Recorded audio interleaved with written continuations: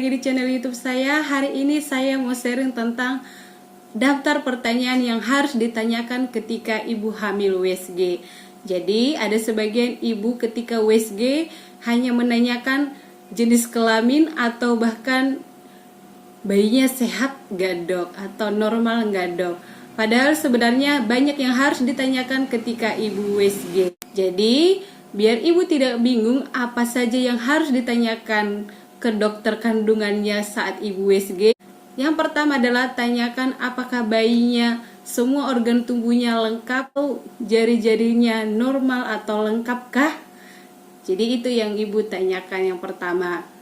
Dan kedua adalah tanyakan berat badan bayi sesuaikah dengan usia kehamilan atau tidak. Karena ketika berat badan bayi tidak sesuai dengan usia kehamilan, misalnya berat badan bayi kurang lebih dari 2.500, biasanya dokter akan melakukan intervensi. Atau jangan-jangan berat badan bayi ibu terlalu besar, apakah ibu bisa lahiran normal atau tidak.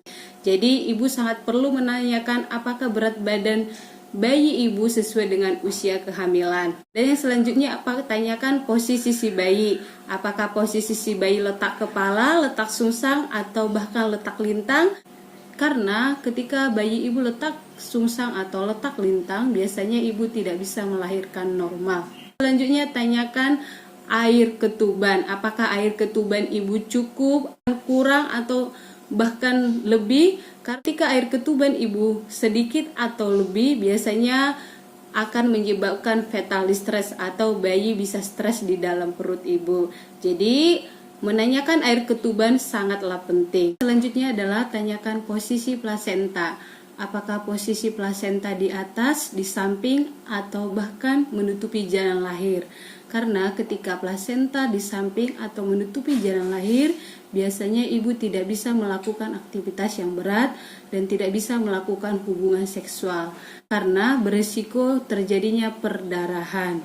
Jadi menanyakan posisi letak plasenta atau ari-ari itu adalah sangat penting. Selanjutnya tanyakan apakah si bayi kelilit tali pusar atau tidak. Selanjutnya tanyakan ibu bisa melakukan hubungan seksual atau tidak. Karena ada sebagian ibu yang melakukan hubungan seksual, ibu tiba-tiba kontraksi atau bahkan tiba-tiba perdarahan atau flek.